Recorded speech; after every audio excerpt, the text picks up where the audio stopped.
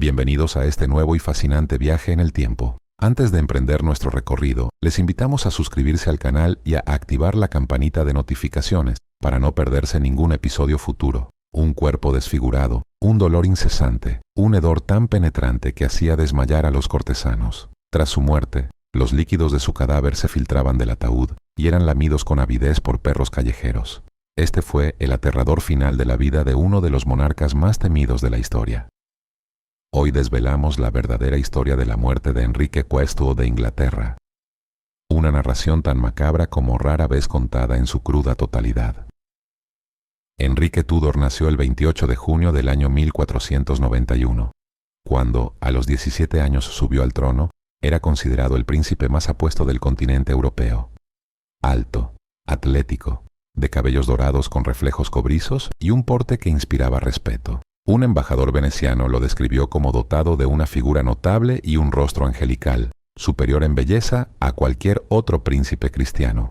¿Cómo podía entonces un símbolo de poder y virilidad terminar enfrentando una muerte tan ignominiosa? El punto de inflexión llegó en enero del año 1536, durante un torneo de justas celebrado en Greenwich. A los 44 años, Enrique fue víctima de un grave accidente cuando su corcel se desplomó sobre él. El rey permaneció inconsciente durante 2 horas. Aunque sobrevivió, la herida en la pierna derecha nunca cicatrizó del todo.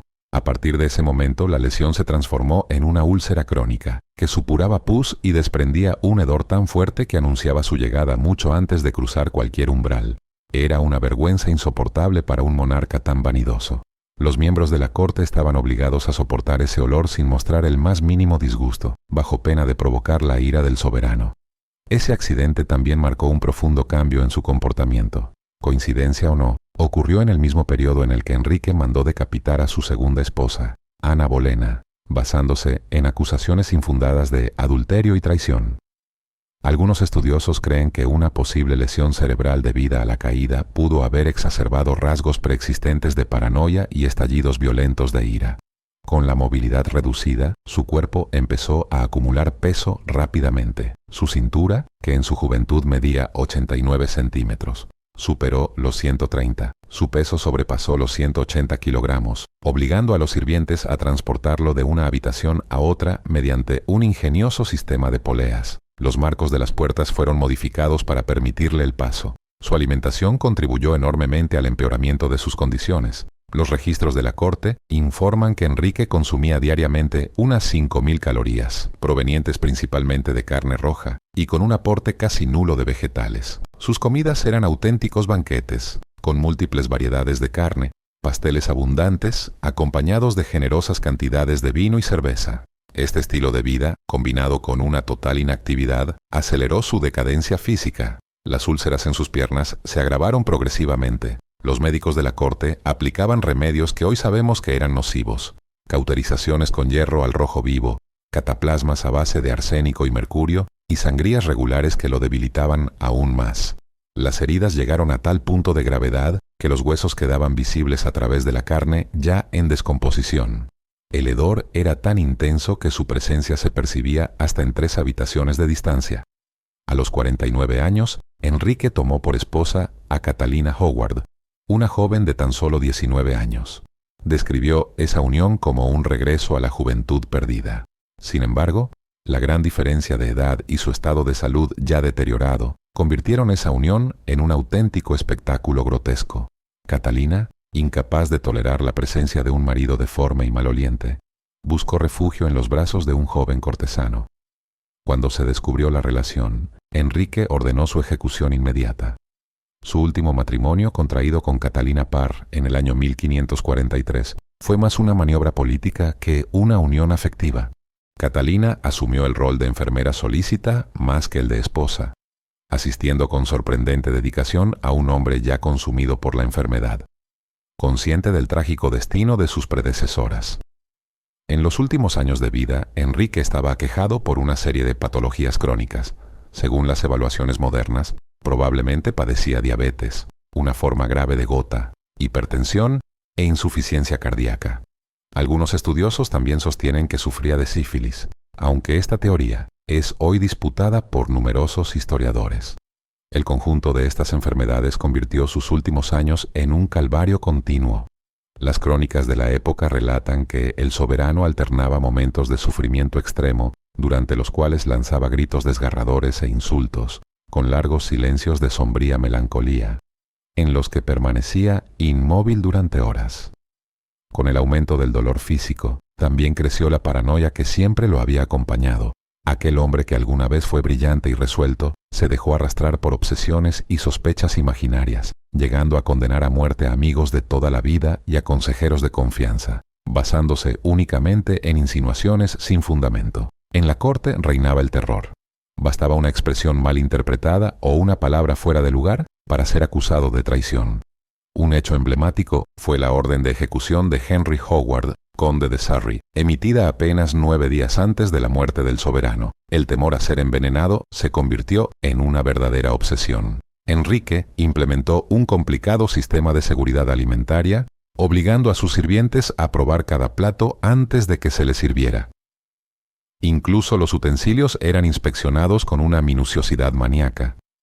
Esta fijación podría haber sido síntoma de un progresivo desequilibrio mental, o tal vez el resultado de pequeños accidentes cerebrovasculares sufridos a lo largo del tiempo. Con la proximidad del final, el dolor físico del rey alcanzó niveles casi insoportables. En sus últimos meses ya era incapaz de moverse incluso con ayuda. Sus piernas, infestadas de gangrena, agravaban aún más el hedor intolerable que lo rodeaba. La corte se convirtió en un lugar de susurros y miasmas, donde los cortesanos se cubrían la nariz con pañuelos impregnados en esencias perfumadas mientras intentaban, con enorme esfuerzo, no mostrar disgusto ante la presencia real.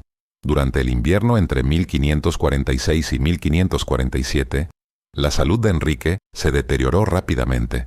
Sufría frecuentes fiebres, probablemente causadas por la septicemia provocada por las múltiples infecciones que invadían su cuerpo. Su respiración se volvió cada vez más dificultosa, y momentos de delirio se alternaban con episodios de lucidez. Los testigos contaron que, en esos momentos, murmuraba con frecuencia los nombres de sus esposas fallecidas, en particular Jane Seymour, muerta poco después de dar a luz a su único hijo legítimo, e incluso Ana Bolena, cuya presencia, según algunos, seguía atormentándolo desde el más allá. Curiosamente, a pesar de que era evidente que el rey estaba muriendo, nadie se atrevía a decirlo.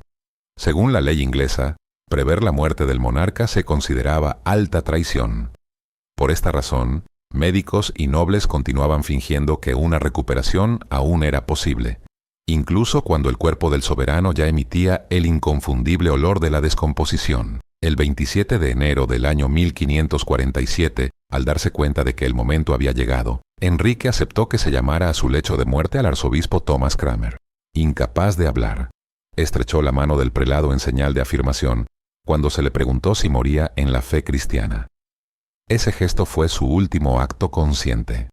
En las primeras horas del 28 de enero, a la edad de 55 años, el rey otrora todopoderoso expiró. Exhaló su último aliento, pero la humillación que acompañaba su condición no concluyó con la muerte.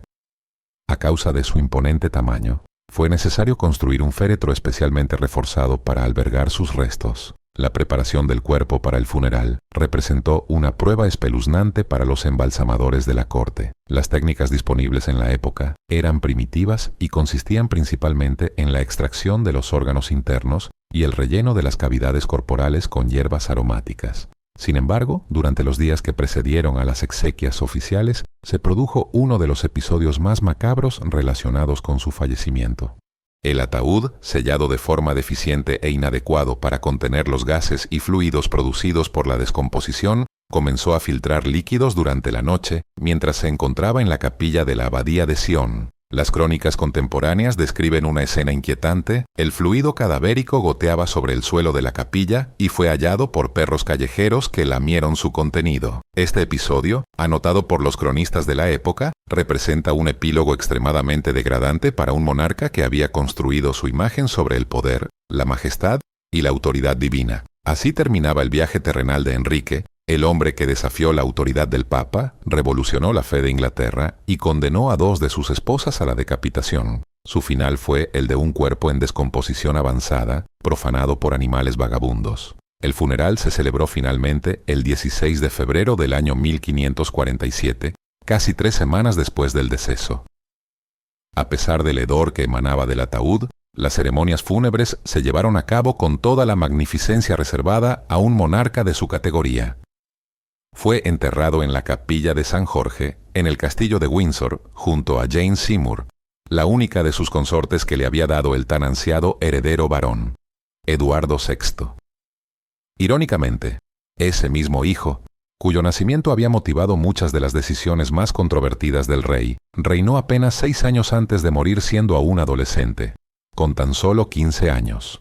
Posteriormente, el trono pasó a María I, hija de Catalina de Aragón, quien intentó revertir las reformas protestantes promovidas por su padre. Finalmente, la corona llegó a Isabel I, hija de Ana Bolena, que guiaría a Inglaterra en una de sus épocas más gloriosas. La grotesca muerte de Enrique VIII sigue siendo una poderosa advertencia sobre los límites insalvables del poder humano. Aquel que se creyó por encima de toda ley, capaz de reescribir el destino religioso de una nación entera y de decidir impunemente sobre la vida ajena, terminó vencido por su propio cuerpo. Su muerte no fue solo el final de un hombre, sino el símbolo del ocaso de una era. Como escribió la historiadora británica Alison Weir, es una de las grandes paradojas de la historia que un hombre que comenzó con tantas promesas, belleza y talento, terminara como una caricatura grotesca de sí mismo, atormentado por el dolor y la inestabilidad mental, temido y adulado, pero rara vez verdaderamente amado.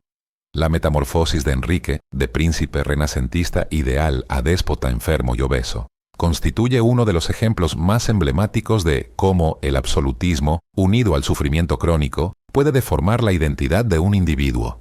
Su legado político, en particular la separación de la Iglesia de Roma y la creación de la Iglesia anglicana, sigue influyendo en el mundo moderno. Sin embargo, su trayectoria humana permanece como una advertencia sobre la vulnerabilidad de la condición humana. Sus últimos momentos, marcados por el ahogo y las mutilaciones, contrastan violentamente con la iconografía oficial que lo representa en poses regias e imponentes.